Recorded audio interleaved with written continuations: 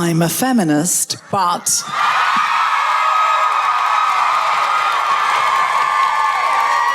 Hello, Perth!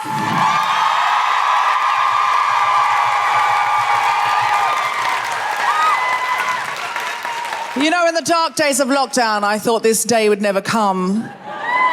Even being back in Australia, much less Perth. We've never been to Perth before.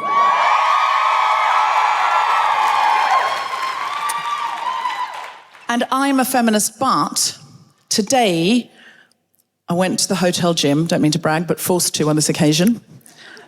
And there was no one else in the gym, so I thought, I was a bit bored of running on the treadmill. I thought I'll put on this cardio dance video. I'm the only one in here. So there I am doing my...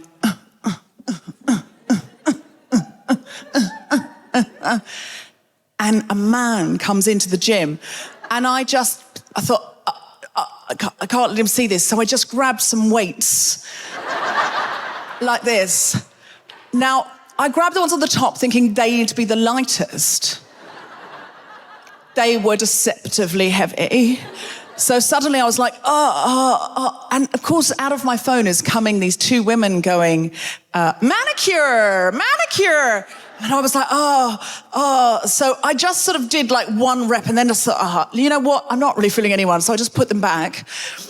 And then I thought, do you know what? I'm just gonna style this out. I'm doing a dance video. It's cardio. I'm in a gym. It's fine. So I went back into it. I thought, better throw myself into it. It's nothing worse than looking self-conscious. So there I am doing my And he looked at me and he went, that's Lizzo, is it?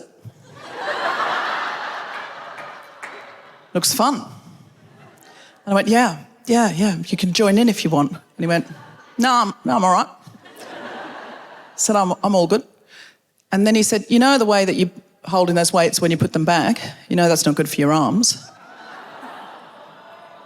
And I went, oh my God, that's so weird. Because I don't remember asking. This was blanked. I must have just had like a mini blackout, because clearly I asked for your help. And he laughed and went, you all right, mate? You're all good. And I went,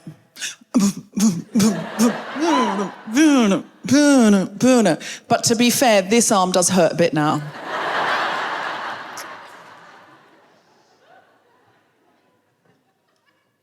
I'm a feminist, but...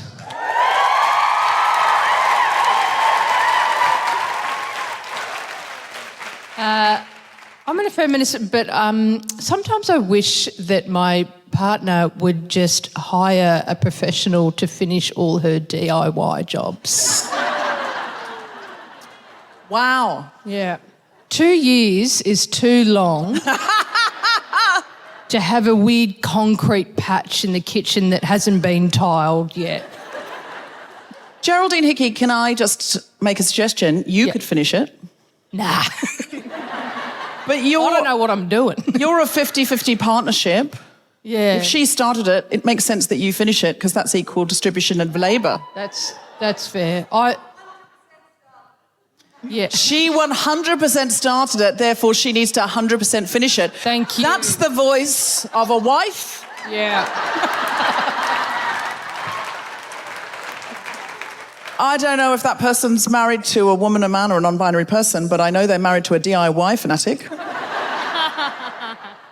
I don't want to ruin her work. You know? No, absolutely. Yeah. But do you ever comment? Do you ever go, that could be finished? Like, what if, like, Michelangelo's wife came in and went, Just to be clear, Michelangelo was incredibly gay. Yeah. All right. Just a bit heteronormative there, Geraldine.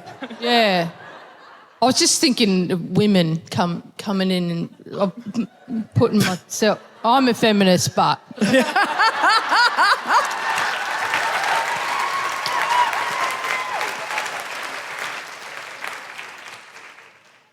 I'm a feminist, but...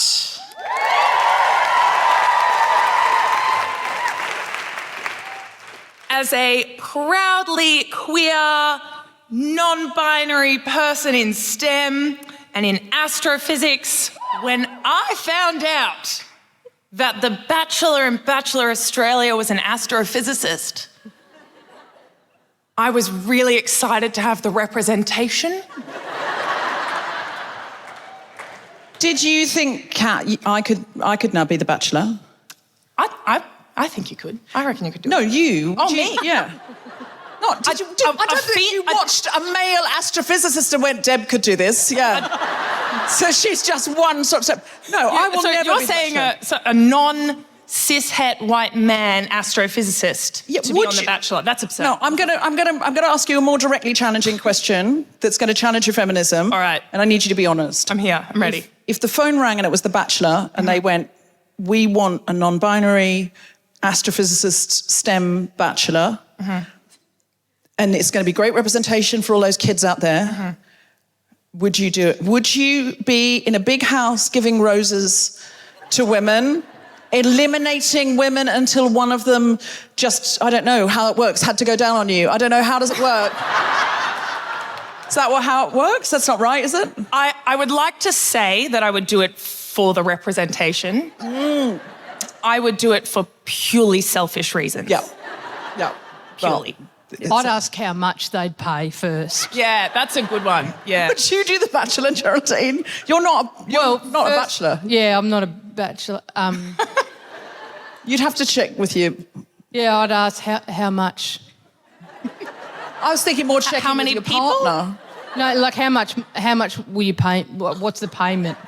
But what about your partner? Don't you have to check with your partner, like, am I allowed to do this? But if I say, babe, they're going to pay me this much. What's the cut-off for doing a show where you pretend to be single?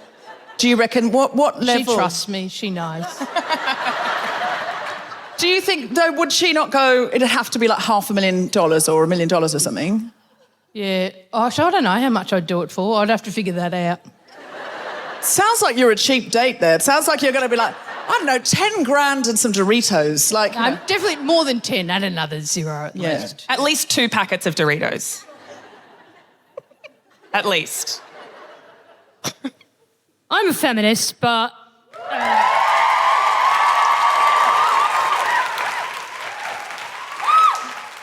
A few weeks ago, my girlfriend and I, we were going on holiday and we were staying in an Airbnb. And the chap who owned the Airbnb wanted to speak to me on the phone ahead of time. And we were talking on the phone and my girlfriend was next to me for this conversation. And I get quite nervous, I don't know why, talking on the phone, particularly talking on the phone to strangers. And my girlfriend said, check that there's a coffee maker in the Airbnb. And I said, yeah, is there a coffee maker? And he said, yeah, there is. And then I just said, out of nowhere, yeah, my missus will kill me if there isn't. And then, like, immediately, and she just turned to look at me like, hello, who the fuck are you? And I said it, and then I immediately made eye contact with her and went, I'm so sorry. Just don't know what happened. Just Channel totally 10, we fucked it. found our new Bachelor. Are we ready to start the show? And welcome to the Guilty Feminist! A big round of applause for Geraldine Hickey, Kat Ross, and Grace Petrie. 3 incredible acts we're going to be seeing a lot more of tonight. Hello, Perth. Going to be seeing more of them. You're also going to be seeing an incredible poet called Charmaine Papertalk Green. And you're going to be hearing from Professor Michelle Telfer. That's right, I said Professor, none of your rubbish. Now, some of you may have noticed that I'm not wearing a sequined cape. I've already had complaints backstage. I normally have a sequined cape. I'll tell you what happened tonight. I came downstairs and then I went, oh no, I've forgotten my cape. And the driver, who was only driving us in Perth, who was a man called Irish, he's called Irish because he's Irish and he lives in Perth. Neither Grace Petrie nor I can bring ourselves to call him Irish. We call him Patrick. Because if you were in a pub in London and you called an Irishman Irish, you would be beaten badly. So we're like, But Patrick looked at me when I said, I forgot my cape. Like I thought I was a superhero. And he expected me to just pop into a phone booth and do a quick spin. Now, because I'd been to the gym, don't mean to go on about it, but I have mentioned it in 2 stories now. In a hotel on tour, okay? Not at home, where you've got to schedule. In a hotel on tour, I've been to the gym. That's right. I'm so keen to keep this heart running to fight the patriarchy. We can't have feminists dying accidentally, Mind you, I think I'm probably quite likely to die in a hotel gym trying to run too fast on a treadmill to impress somebody. I don't know. So I needed to get like a little power bar or something. And I'll tell you why. I normally, in the UK on tour, I travel with these little bars, so exactly for this situation. Have you ever tried to bring food into Australia? Holy fuck. So last time I turned up in Australia, I brought some presents for family, and some of them, it was like a scarf and a this and a that, and I got a couple of tins of fancy biscuits from Fortnum & Mason, because that's a really nice London thing to do, and just put them in my suitcase as gifts, and forgot about them. And when I came in, I got pushed off into that special place where they search your bags that you see in that documentary, which is called Border Control. Oh my God, you're about to be arrested all of the time. So I thought, I might be on border control, but nothing will happen to me because I haven't got anything in this bag. Now, he looks through, he rifles through, and I'm expecting him to say, well done. And instead, he shows me my card and says, what does that say there? Where it says, have you brought any food in? What box have you ticked? And I said, I've ticked no. And he went, And then he pulled this tin of biscuits out of my bag and he went, what are these? And I went, biscuits. And he went, and are biscuits food? I said, yes, so they are food. And he went, and what have you ticked here on the form? I said, I've ticked, I haven't brought any food in. And why did you tick that box when you've clearly brought food in? And I went, it was a present. I forgot if I wasn't going to eat it. It was sealed. I thought it was like, does it say here on the form that if it's a present or if it's sealed that you don't need to declare it? I said, no, I do. It doesn't say that at all. This is clearly an error on my part, what you're experiencing. And he went, I'll be taking these. I bet he enjoyed them. Now, so I'm too scared to bring anything. So I'm downstairs, and even interstate, every time on the plane, they show you the video twice, which goes, if you bring in a banana, everyone in South Australia will die. And, it's all of the flora and fauna will be ravaged within a minute and a half. It's like really frightens me. So I'm like, don't bring in.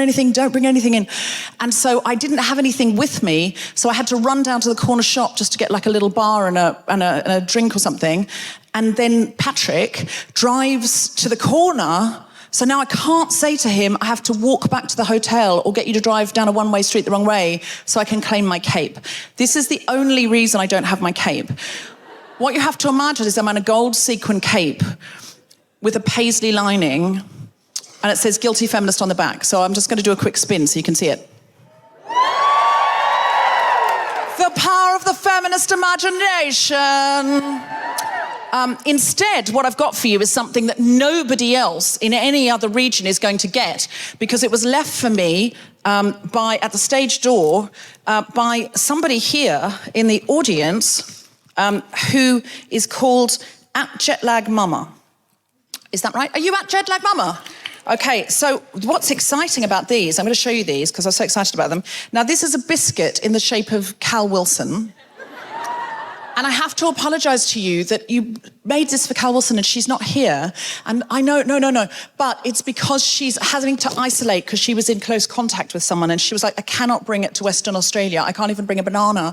So she's not testing positive. This was the advice and she had to do it. So she sends her love to you all and promises to come next time. But on the upside, you've got Geraldine Hickey, who you wouldn't have otherwise had. And this is a biscuit shaped like me. Very much. And this is a biscuit shaped like JVN, who was recently on the podcast, Jonathan Van Ness. And this one is interesting and caused some controversy backstage, I don't mind telling you. It's a little bag and it says, "Dear SCOTUS, go eat a bag of dicks." And then these biscuits are in the shape of penises. Now, there was a huge controversy backstage because Grace said, "I can't eat anything where there's a sort of repellent, association." And then there was a discussion about, are penises repellent? And she said, "I find vagina cakes just as difficult." And so there was discussion. And then we talked about the intricacies of this, of when people have homophobic and they sometimes say to a man, go suck a dick or something like that, and how that we don't want to propagate that, and is that where this has come from? And then, but in the dressing room, we went, yeah, but no, does anybody want to eat a bag of disembodied dicks? That's not something gay men want to do. Nobody wants to eat a bag of dicks. This is just clearly an insult. And then someone said, "But what about kink shaming?" And I was like, whose kink is it to eat? I mean, that's a real... So we discussed it really ad nauseum. It was such a long, convoluted conversation. I was like, only in the Guilty Feminist dressing room would we be... I said, could you imagine Bill Burr and Ricky Gervais backstage analysing in great detail whether the biscuits they'd been given were in some way kink-shaming? And our tour manager, Michael, walked in and went, "I'll guarantee you they are talking about dicks, though." And I'm pretty sure he's worked for both of them. So thank you very much, because we know that the sentiment of this is a very important one, even though we did analyse in quite an unnecessary way, probably. I just wanted to raise it to head off any emails anyone was going to send me. And in the meantime, if you would like a biscuit, is this a business of yours? Oh, it's a hobby. It's a hobby. So in the meantime, if you'd like to support Jet Lag Mama's business, you can't. She doesn't have one.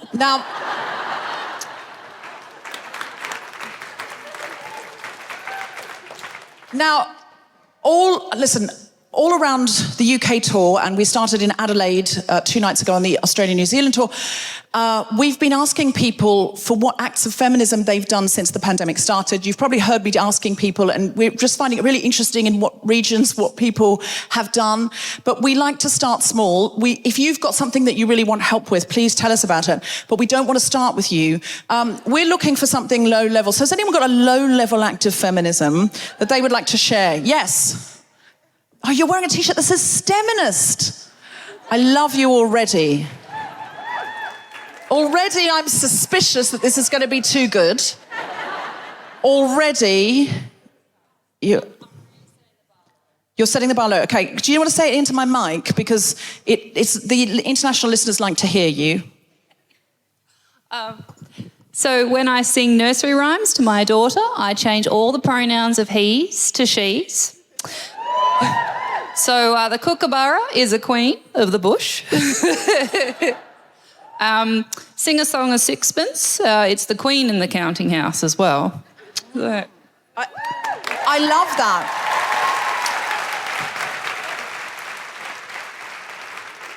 Do you do little Jack Horner as non-binary?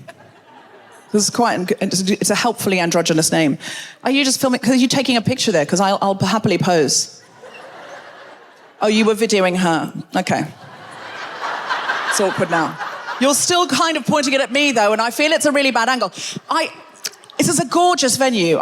We came in and went, oh my God, this is stunning. But because you're so low, I know that what the front 2 rows see is what I see when I accidentally open my camera phone the wrong way round. I was like, oh God!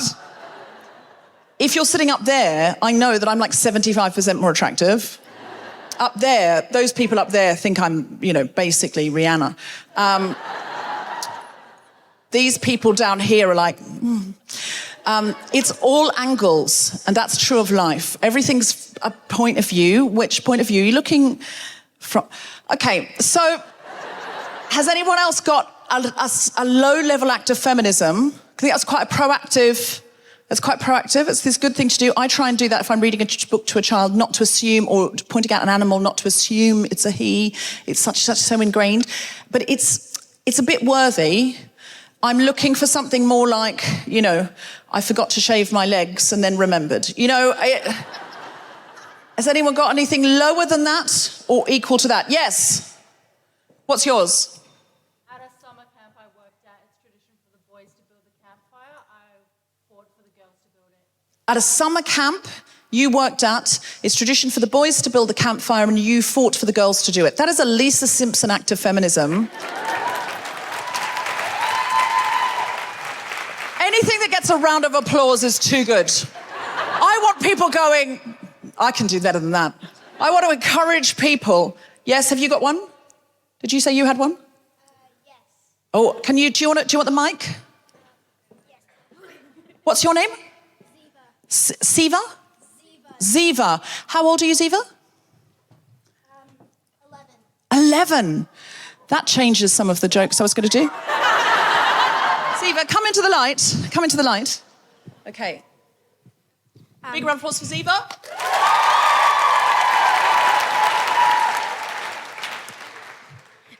What I'm about to say next may not change your jokes.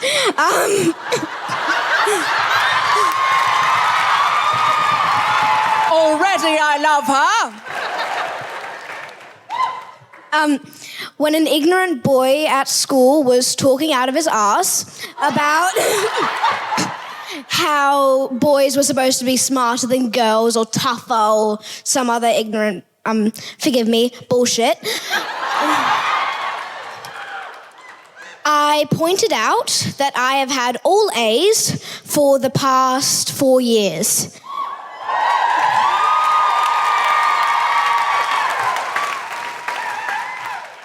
I then pointed out that he had averaged C's and D's for the last 4 years. I then said that I'm the smartest girl in the class. The next person on smartness level is Emma, another girl. And then ding, ding, ding, 5 points short is Charlotte, another girl. And then at the bottom is, what's his name? Levi, him. And so I generally pointed out that he's a bit of an idiot.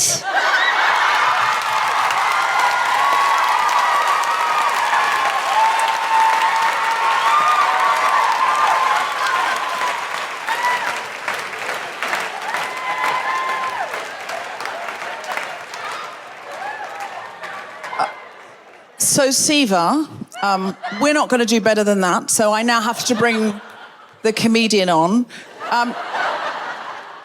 I don't really envy her having to follow you. I do want to say, if you're out there listening and you're going, oh no, my grades aren't good, that boy deserved to hear that because he was challenging on that arena and saying, you're not as clever as me. But I wonder if the reason he was doing that is he felt maybe he was not competing with you.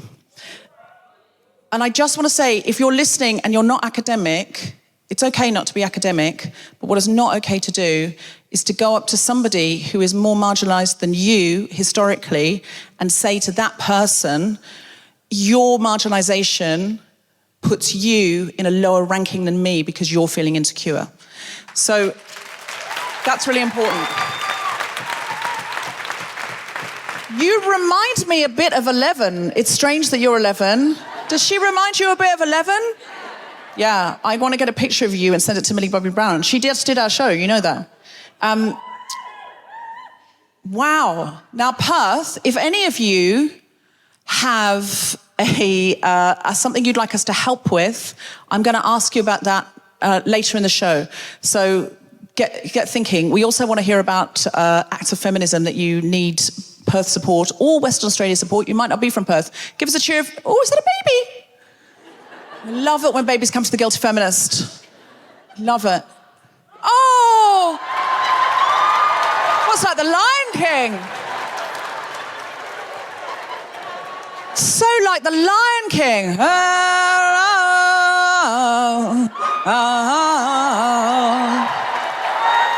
Wow. All right. things keep happening in Perth. I wish we'd been here before. This is brilliant. Thank you so much to everyone who's participated so far, especially Siva.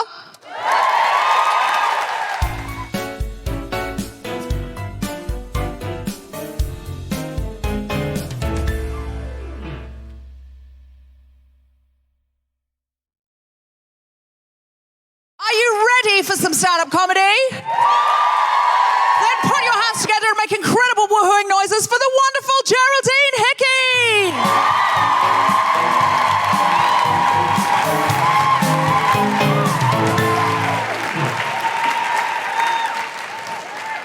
Not there yet. Keep going.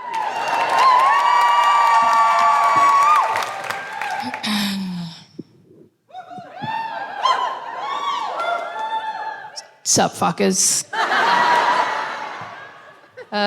Anyone ever lost their car in a car park? Yes. How long for? 3 hours? Stressful. How about you? Can you beat that?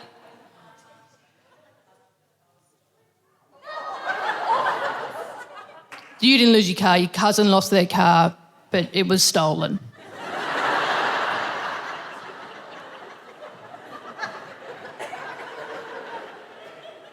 That kind of wins.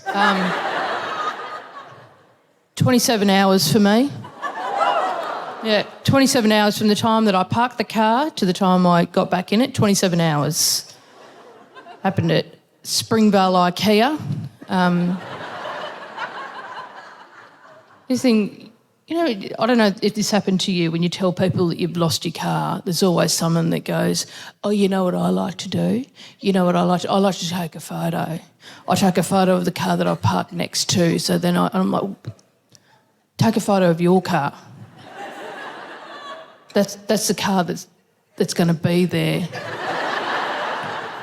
Unless it gets stolen, obviously. Anyway, Springvale IKEA, went there, parked the car, and I got out of the car and I was checking messages on my phone. It's quite popular, right? And I'm scrolling, and then I'd stopped and I went, you need to have a look around. You haven't been to this car park before, you need to remember where you parked your car, right?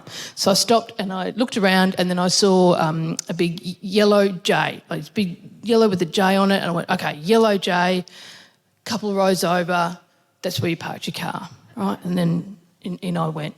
Now, I know some of you are probably thinking, oh, you're lucky you got out of IKEA, yeah? Oh, going to IKEA and I know you're supposed to follow the arrows. I follow the arrows, but the people in front are so slow, so I try to get around them and then I don't know where I am and I'm going round in circles, yeah? I was there for a click and collect. I didn't even go into it. Like, I went in and just didn't have to do the maze. I just went straight to the end, round, got a wardrobe. That's what I was picking up, a wardrobe, right? So they handed me the trolley with all the bits and pieces on it. I went, thanks very much. And then in and out, less than 5 minutes, right? You come out a different exit. That stuffs you up a little bit, yeah? But that was all right because I went, doesn't matter, yellow J. I just have to find the yellow J, right? So I go down, I come out and I go, oh, there's a yellow, and I find the yellow J, and then I go, all right, a couple of rows over, and then I just, okay, maybe I was three rows over. All right, maybe it was only 1 row over. Or maybe it was further up the second row. Okay, maybe I'll go further down the other one. I'll go further. I've lost the car. I can't find the car. And I sent a text to my partner, Kath. I don't know why. I just emotional support, I guess. And I just sent a text that said, I can't find the car. And she wrote back going, what do you mean? And I went, I parked the car at Springvale IKEA and now I can't find it. I don't know how else to explain, I can't find the car. And she writes back and she goes, are you sure you didn't park it on the other level? yes. Yes, because it was a yellow J. And I went, do you know what? I'm going to go up to the other level anyway. I'm going to go have a look around up there. It's not on this level though, is it? Because this is a green level. Everything's green up. This is the green level. But I'm looking, I'll have a look around anyway, right? Also, should let you know that there are speed bumps in just those little metal speed bumps in the Springvale IKEA car park, which is great for slowing cars down. But when you've got a flat pack wardrobe on a trolley, you got to pick up some speed to get over those things. So I'm walking along and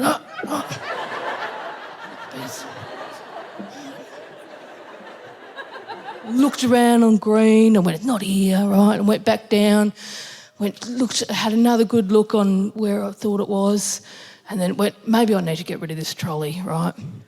And so I went back into IKEA, and there was a security guard there, and I said, hello, can I leave my trolley here? Can I leave my trolley here? Because I've parked the car and I can't find it. And he went, no problem, sir. Yeah. It's always the most polite people that misgender me. You know. Not all bad. I got a discount on a rug once, so yeah. Like I was in a carpet store and I heard from behind me, how can I help you, sir? And I turned around and went, oh, I'm after a rug. And he went, oh, can I give you a discount, ma'am? I went, oh, yeah, that'd be great, thanks. Anyway, I've left the I'm hands-free now, right? So I'm out. I've done my 10,000 steps by this stage, don't worry about that. I'm out and I went up and down, up and down, up and down. Still can't find it. I went, I need help, right? And I was fairly certain I had a friend that lived nearby, right? Like I definitely had a friend. Just in terms of geography, I'm pretty sure she lived nearby, right? So but I thought, I can't really send her a text out of the blue and say, hello, do you mind taking time out of your day to come down to Springvale IKEA and help me find my car? Right? But I knew she was very active on Twitter, right? So I put out a tweet. So I went, SOS, if anyone is anywhere near the Springvale IKEA car park and they want to come help me find my car, I'd really appreciate it. I've been looking for 2 hours. Right? 5 minutes later, I get a response. Get a few, but I get one from my mate. She goes, are you serious? Mate, I live like 10 minutes down the road.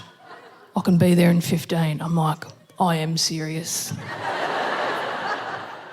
That'd be so awesome. And she goes, great. So 15 minutes later, there she is in the car park. I get in the car and she goes, right, what do you want to do? And I went, I want to find my fucking car. And she was like, oh, yes. So I explained what my car looks like and I went, let's just, we'll just drive up and down each aisle until we find it, right? And so we were driving up and down. And the whole time she was driving, right, she's chatting to me and she goes, do you know what, this happened to me once. I was very happy to come and help you, very happy to come and help you because this happened to me once. I lost my car at Chatston, but it turns out it was actually stolen. And I'm like, this is not fucking helping. And we're up and down, and then no luck. And she goes, do you want to check on the other level? I'm like, oh, right. Yes, we'll go check on them. We looked around again on the other level. And then I went, I need to go to the next step, right? So I went back into IKEA and I went up to one of the staff members and I went, hello, do you do the security for the car park or is there like a separate security company for the car park? Like, who is the person that I speak to where they watch me driving on their little camera and then they take me to my car in a golf buggy? Like, I'm at that stage. And the staff member went, he says, oh, actually, I'm not sure. And he walks away and he comes back a minute later and he says, I'm so sorry, but this is a police matter. And I'm like, oh my God, okay. So I call the police assistance line. And I said, hello. I think my car has been stolen. And he went, what do you mean think? And I went, well, I parked my car at Springvale IKEA and now I can't find it. And he went, oh, I completely understand, right. So we filled in all the paperwork and he said, okay, well, I'll send that off to the Springvale Police. And I went, okay, should I wait? What do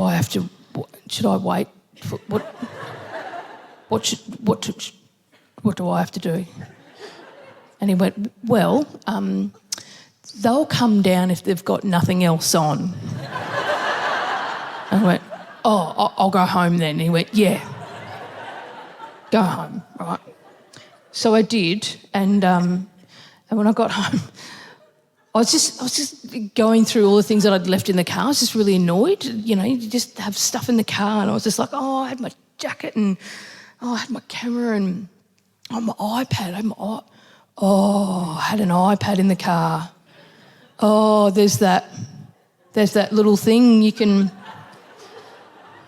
Is it find my iPad?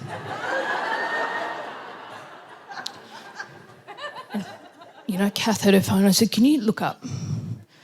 Can you do that find my iPad thing? And she went, oh, yeah. It's in the Springvale IKEA car. But then she tried to make me feel better by saying, maybe they tossed it out the window.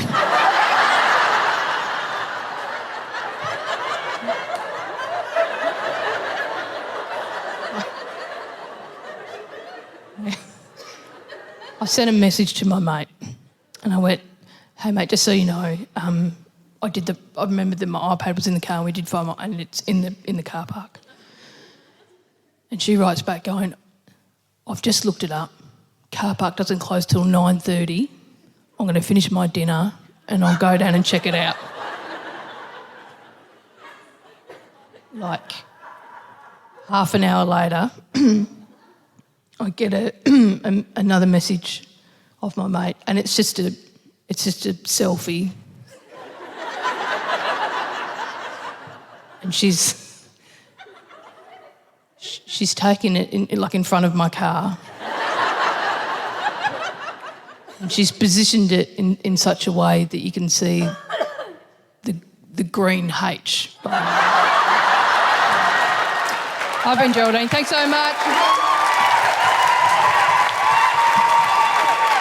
Geraldine Hickey, everybody!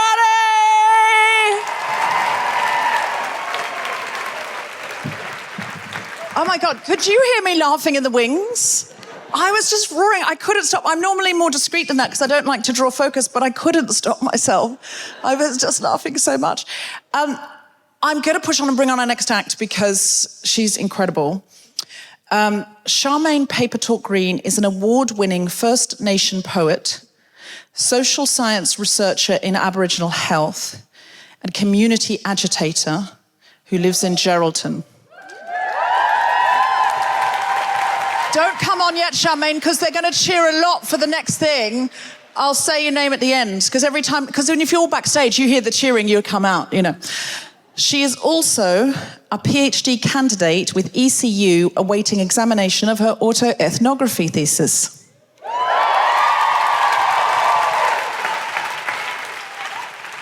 Her book, Nagan Ajungu Yagu, won the Victorian Premier Literacy Award for Poetry and the Australian Literature Society Gold Medal for Australian Literature in 2020.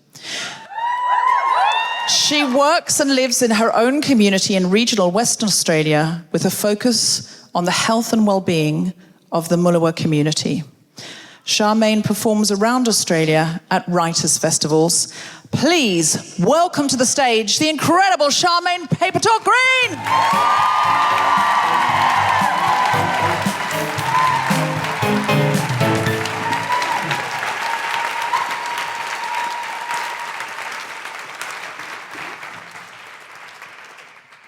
Okay. today. A bit of a hard gig to follow comedians with some poetry, but I'd like to acknowledge the Noongar people of Wajak Buja before I go on. Driven up from Geraldton today, 500 k's away. I know there's a little Geraldton mob in the crowd, so just doing a shout out. And to Lois for encouraging me to actually come along, because I wasn't going to, but I'm enjoying it. So.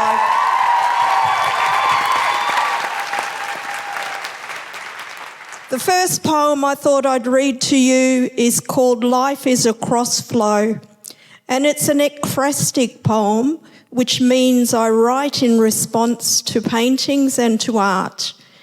Life is a Crossflow is a response to the late Mr. Pickett's painting, Healing Waters That Crossflow in 2008.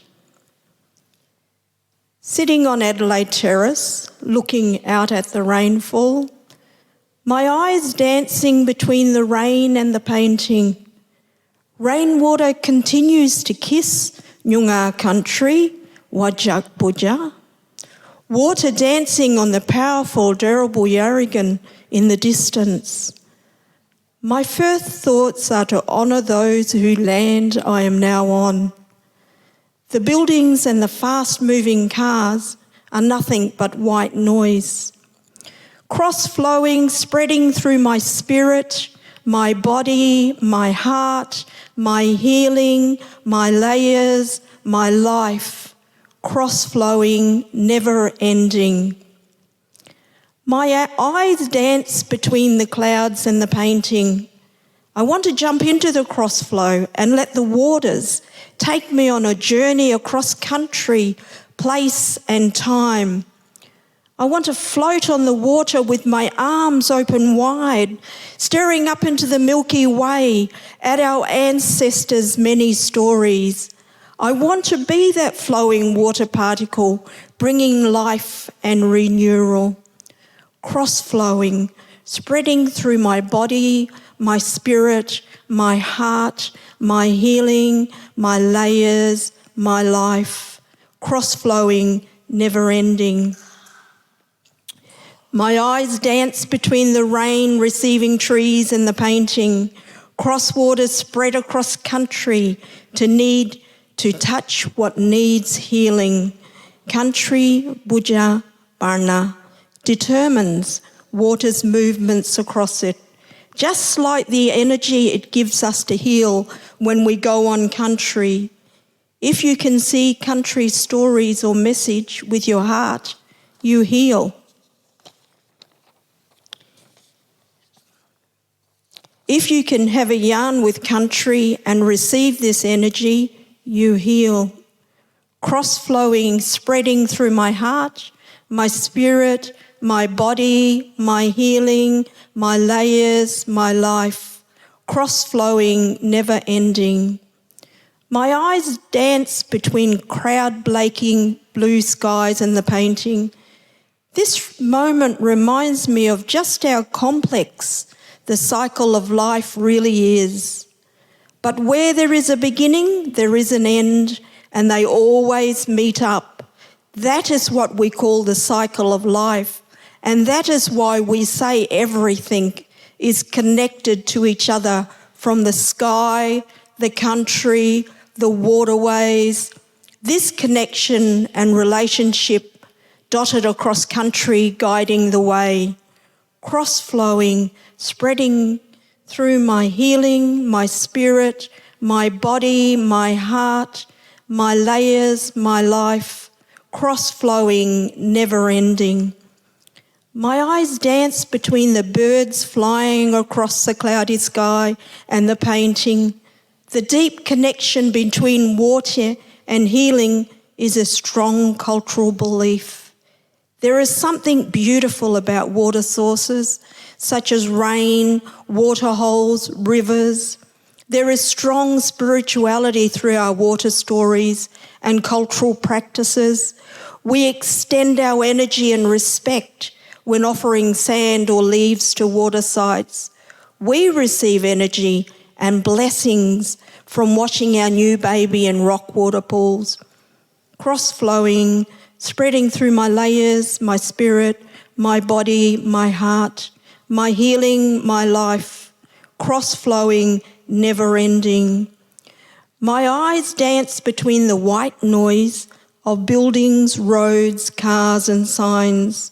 The rain is gone and the clouds parting with the white noise sounds lifting. I start thinking about intergenerational trauma and the pain washing over communities, ancestors, children, families, mothers, fathers, country. Then this painting makes me understand the healing powers and energy of water touching every layer of our very being. There is no flow pattern. There is cross-flow, cross-flowing, spreading through my life, my spirit, my body, my heart, my healing, my layers, cross-flowing, never-ending. The next poem I'll read is a commission I did for the National Gallery.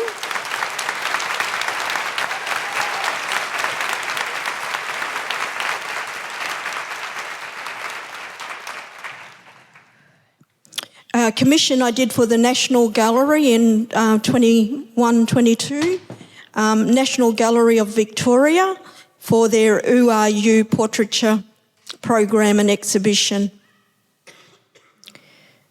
And it's ekphrastic poetry again, so I've responded to 10 of their paintings in National Gallery Victoria's collection. And I do all this from Geraldton, by the way, regional Western Australia.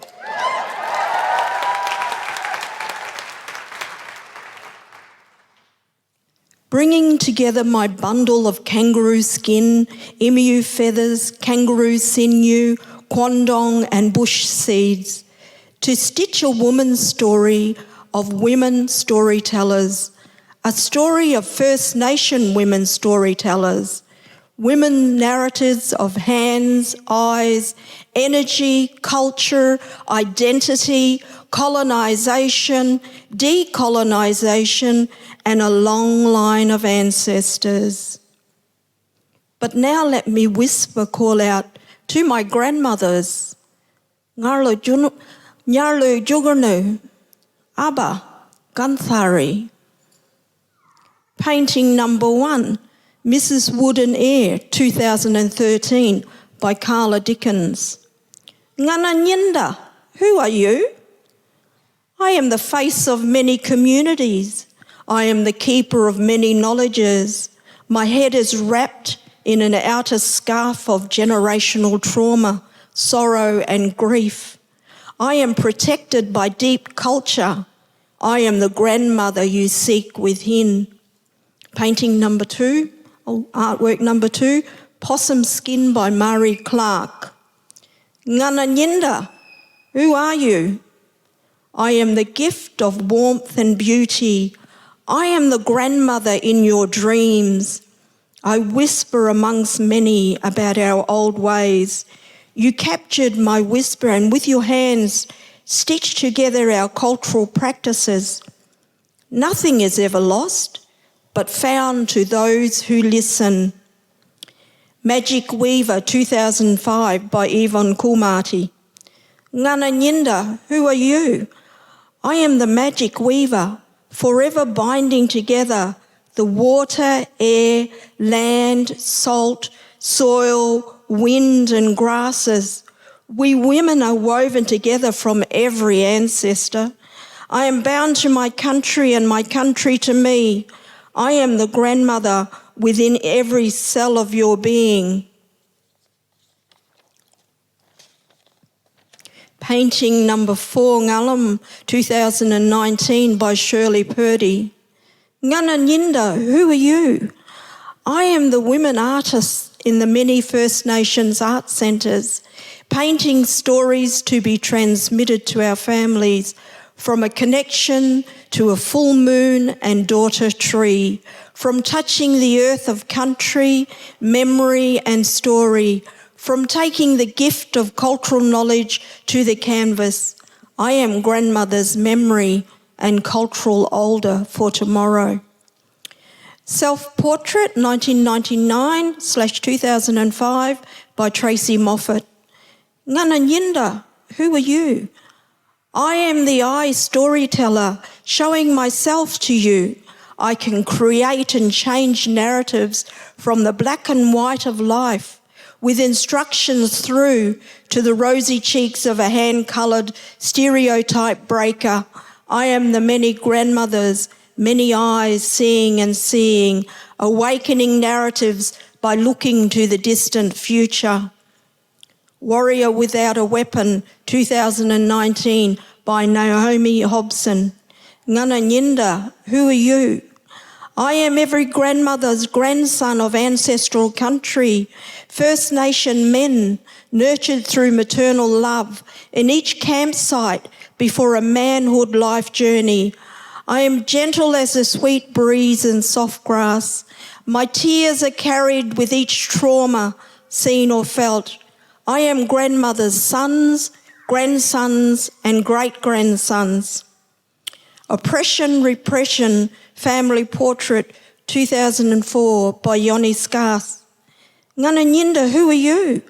I am the First Nations families that could not be oppressed, repressed, or written out of history. I am the love of family treasured down the generations. I am family strength rising from each heartbeat. Our family portraits remind this country we survived. I am grandmother's seeds protected to flourish. Ngana Nyinda by Julie Dowling. Ngana Nyinda, who are you? I am the many Yamaji faces seen within the history archives of this intercultural space. I am the First Nation faces of the many narratives endured since colonisation. I am the storyteller, painting each face, giving each narrative a face, because our stories have never been faceless. Matilda, Nyambrai Nganawal, 2020, by Brenda Croft. Ngana Nyinda, who are you? I am the First Nations women who fight for the rights of their people by being visible and with a voice in their communities, advocating in the corridors of Parliament houses and governments around Australia. I am First Nation women radiating a staunch, proud identity. I am grandmothers, granddaughters, keeping inside fire alive. But now let me whisper out to my grandmothers. Yarlu Jugunu, Abba Gunthari. Thank you very much.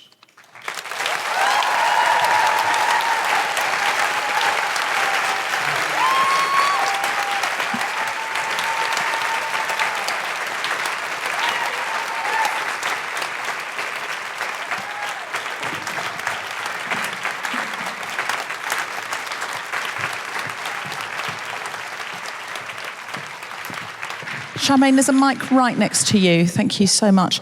Now, firstly, would you like a biscuit with the caveat that it's either in the shape of my face or... No, thank you. No, okay. None of the biscuits. No biscuits for me. No, listen, that was phenomenal, and I'm so excited to get your book and read it all. Can you tell us a little bit about your poetry, how people can support you, and where else they could see you or read you? I'm published through Mugaballa Books in Broome, which is First Nations publishing house. And my last book with the West Australian poet John Kinsella. The False Claim of Colonial Thieves is from Muggaballa. We have a forthcoming next conversation dropping soon, print, art by Muggaballa. But the book that won the ALS Gold Medal for Literature in Australia is called Ngana Jungu Yagu, and it's published by Cordite House on the East Coast. So that's the best thing you can do to support a writer is to buy their work. And I think we're so used to everything being accessible and downloadable now. It would be great if you could. Is it on Kindle as well, or do you have to buy it in print? I think you have to buy it in print, yeah. So go online or go into your bookshop. The great thing to do would be go into a bookshop and ask for it, because if everyone in Perth and, I know people will have come from other places, starts going into their independent bookshops and saying, have you got this book? Have you got Charmaine Paper Talk Green? They'll start ordering more copies in. And Charmaine, you can then sign them and make them more valuable, but I would charge for every signature. I wanted to ask you, this week, a story came up in the press that I just thought, we already had our brilliant guest booked who were talking about, women in STEM and STEM issues, but I just thought I can't not talk about this because I got involved in some serious Twitter crossfire about it. And I was talking directly to people about it who were undermining the story. But the story I'm sure you've all heard about, but for our international listeners who haven't heard about it, 14-year-old Indigenous boys who were in a facility, a Borstal, a juvenile hall, that they should never have been in. An inspector came in and said it wasn't habitable, they shouldn't have been there. A judge then said the conditions they were living in is why they were suicidal and why they were self-harming and why they were prone to be attacking the guards. They then said, okay, we'll spend 26 million on doing it up. But in the meantime, they're still living there. And if you see the photos, it's not anywhere people should be living, much less children taken from their communities who are not even close to their families. Their families can't even come and visit. So in many cases, they, in protest, wrecked the place. I think basically thought, well, if there are no loos, they can't keep us here. And the response was to take them to a maximum security men's prison. They're 14-year-old children. And they said, oh, no, we're keeping them separate. But they have to go through those gates. They know where they're going. And it's basically saying, this is your future. It's punishment. And so I just wanted to ask you about it because it was such a heartbreaking story. And I started amplifying it on Twitter and then getting involved in discussions. When Man said to me, well, they wrecked the place. And I said, yeah, but why do you think they did that? And he said, I wouldn't like to speculate. So you don't need to speculate. The judge said why, the inspector said why. So I just wanted to talk to you about this, Charmaine, and address this. This is such a cruel and painful inheritance. As someone who's a community agitator, how do you feel about this and what can we do to help?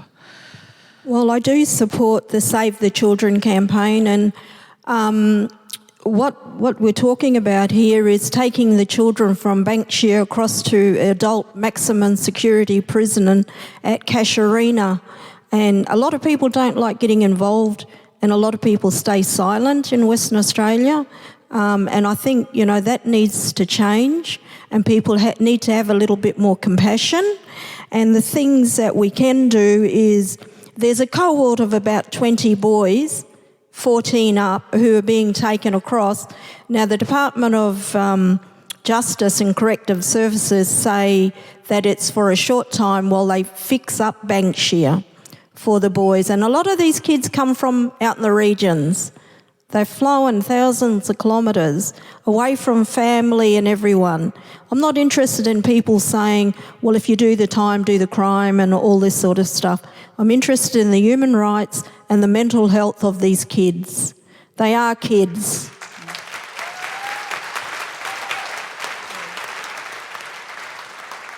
And what people can do is probably don't stay silent. If you see Megan Cracker, who's an advocate for human rights and is an advocate for the National Suicide Prevention and Trauma Recovery Project, she organised a rally yesterday in Perth to talk about this and to send a message to the government. You can get involved in these rallies. You can talk to your politicians. You can talk to the Commissioner for Children and Young People of Western Australia, who yesterday or the day before went to Casuarina, a maximum adult secured prison, and had a look. She did say it wasn't appropriate for these children, these kids, to be taken to an adult prison. So it's an outdated process, it's a colonial system, it's normalising pathways for our young people into the criminal sections of society. And this is not what we want for our kids. I'm a mother, I'm a grandmother. I know this is not what we want for our kids. So the Western Australian Government, the Department of Justice, the corrective services, and every other power who puts these oppressive systems up need to actually stop. It's outdated, it's colonial, and have a heart and think about people's mental health and their human rights. That's my position on that. There are ways that Western Australians and other Australians can support and stop.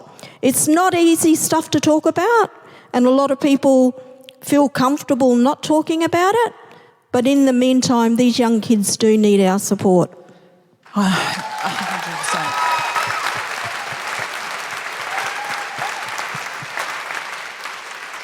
Staying comfortable never brought about change, and Charmaine said to me backstage, that's something I thought was absolutely brilliant, that this country was colonised to be a penal colony, to be a jail because the British jails were overflowing because of criminalisation of marginalised people. So many of the original convicts were Irish because Irish was a colony. This is a colony on a colony on a colony of marginalised people in poverty, pushed into poverty. And it's such a brilliant insight. And, the worst thing you can do is take children away from their attachments. The worst thing you can do, it's traumatised children with inherited trauma from traumatised communities that have suffered genocide, that have suffered persecution, oppression, that don't have the structures in place. Of course, there are going to be problems. Of course, there's going to be violent responses, drugs, and all sorts of things that are going to be responses to that trauma. The worst thing you can do then is lock people up and change their brain chemistry with isolation. This is an absolute outrage, and I beg you as local residents to demand more and better and different, completely different. Demand the opposite. Demand compassion and structure and caring and love for people who have been so stripped of their dignity, their human rights, and even their lives. Please, please do something about it. Whatever you do, write to your MP, do something, go out onto the streets and march, go out and say, we are citizens of Western Australia and we can see what's happening and we will not stand for it. Please do that.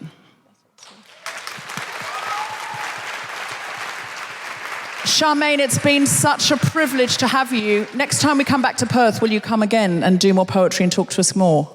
Yes, of course. I'll come to the UK. Yes! I love that. I love that. Charmaine Paper Talk Green, everybody!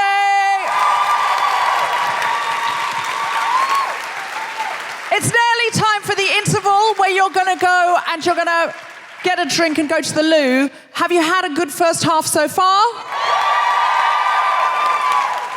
To close the first half and leave you on a real high, put your hands together and make incredible woohooing noises for the still mildly jet-lagged but incredibly energised Grace Petrie!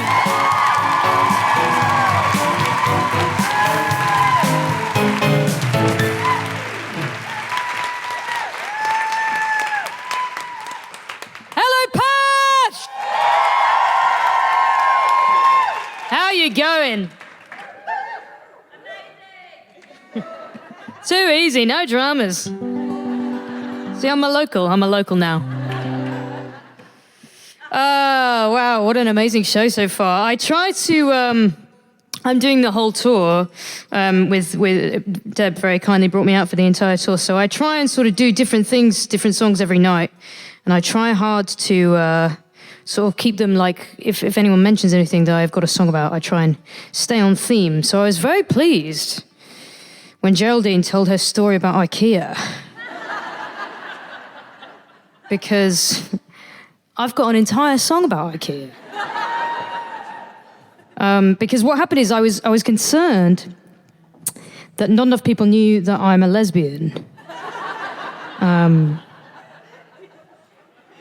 So just to clear that up, I wrote a song about IKEA, which is it's a very sacred place for mine and Geraldine's people, you know. So I wrote a song about IKEA. I was walking around IKEA after a breakup, and I realised that there's all there is in IKEA is I was looking around, I was feeling very depressed. I was recently broken up, and I was moving into a place on my own, and I was walking around, and I realised that all there was people like me, and then deliriously happy couples who were moving in together for the first time and joyously buying furniture for their shared life together. And I thought, what a juxtaposition of life you see in IKEA, eh? If you're looking hard enough. So I wrote a song about it. It goes like this. It's Wednesday evening in IKEA. There's just two kinds of people here. And in my life, I have been both. The new team's at the starting line, committing to each room design like it was a permanent oath. But that's not me. I know these aisles, and you can spot the ones like me for miles. There's no good-natured arguments on taste. I have no need to compromise these days. There's no one saying we've been here too long. No one's ever done that before in this song. And I get exactly what I want.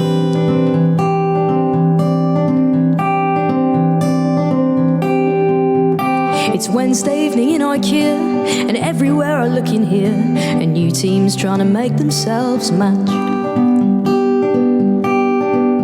But those couples sharing meatball tea don't notice all the ghosts like me back here alone and starting from scratch.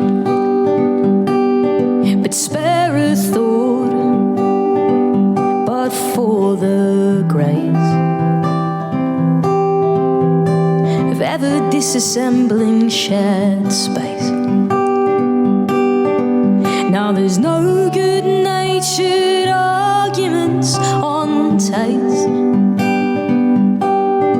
You know, I have no need to compromise these days.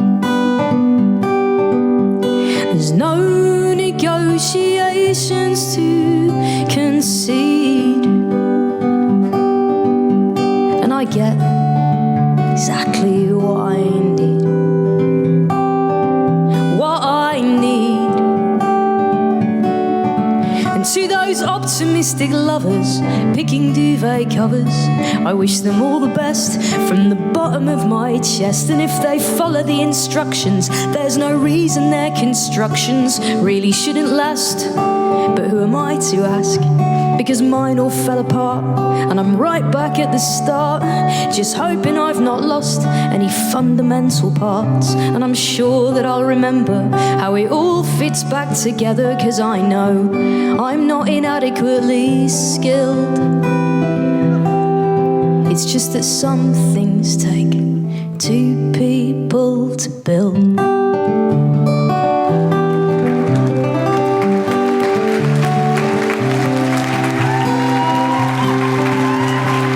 It's Wednesday evening in IKEA. There's just two kinds of people here, and in my life I have been both. Thank you. Thank you very much, Perth. We'll see you after the break.